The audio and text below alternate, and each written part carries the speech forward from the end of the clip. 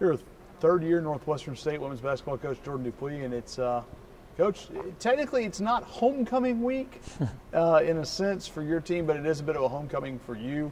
You get to go down to Southern Miss on Tuesday before finishing up the week on Sunday with ULM here. But we'll start, obviously, with the first game in Southern Miss. I know that's a very special game for you. It was special to have them come back here last year and play against Joy Lee McNellis' team, someone who I know means a lot to you. And what is the biggest difference, aside from just getting in a bus and driving 4.5 hours, for you playing there as opposed to them coming here?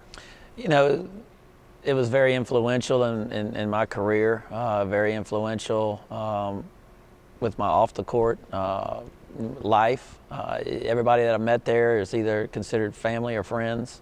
There's going to be so many people in the stands that I got to see every night that we played. It's just going to be different being on the other end of the court coaching in a different locker room. But just getting to see Joy again and knowing the influence she's had on my career and how to handle and have that balance of both family and work, and you know, her being my mentor. We're going to be running a lot of the same things on both ends, so we're just going to be looking at each other, knowing what each other's doing. It's going to be a great night no matter how it ends up. Hopefully we'll give ourselves a chance in the fourth quarter. The issue is I would rather play them after a victory than after a defeat, because I know how intense their practices are going to be. I know how intense their film sessions are going to be, and they're going to be ready to play on Tuesday. Well, the good news for you is you do come in off a victory. While you don't want to play a team coming off a loss, at least you get to carry some momentum of 2 straight wins. As we stood here and talked about Saturday night, wasn't Saturday afternoon rather, wasn't really the ending you wanted, but the ability to fight through a tough situation and get a win is something I think you can build on. Yeah, and we did what we had to do. We protected our home court. You know, beating Alcorn and then beating Loyola gives us some confidence, but I think too at the same time we were honest with ourselves and realized there's a lot of room for improvement. And so instead of looking at that as, well, we're not where we need to be, as a negative, to me we need to look at it as a positive. Well, we still have a lot more room for growing and a lot more ability that we can show, and I think we did a great job yesterday in practice. You know, we do a lot with body and power outtake as far as strength and conditioning is concerned, and we measure those every time that they lift, and they were all low. They don't have a lot of energy right now due to the amount that we've been playing and practicing. But to be able to fight through that yesterday, we had a great lift, we had a great practice, a great film session. It says a lot about our team. They want to win. We had some good leadership yesterday in practice, and hopefully we can back that up again today and take that on the road too. Practice is what should make you feel confident going into this game, not the last 2 victories.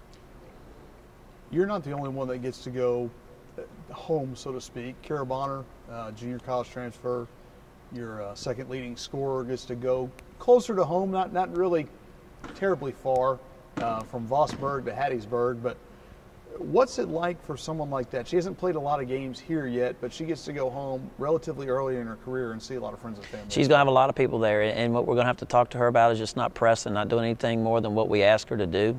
She's done a great job of being a huge spark for us off the bench.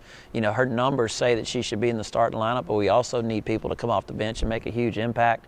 I think right now Kira's at a place where she likes to see the flow of the game first, know what she's going to have to do when she goes in, and then she's immediately scoring the ball and creating havoc on defense for us. And it's going to be something that we'll ask her again to do on Tuesday night, but we're not going to ask her to do anything more just because there's people in the stands for. Have fun, relax, enjoy the experience, and just go and play as hard as you possibly can. Have you reached out to anyone that's kind of been in this situation? It's your first time going back.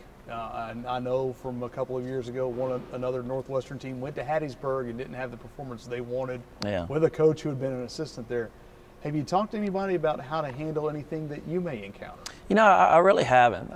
There's such a comfortable feeling in Hattiesburg that, you know, I'm not going to do anything that's out of my normal routine. I'm not going to act a different way. I tried to do the same thing last year. The game means a lot to me. But if I treat it different than any of the other 28 games that we'll play, our players will do the same thing. We're going to prepare the same way. I'm going to coach the same way. There'll just be a lot more people in the stands that will care about you than normal. But just know I haven't.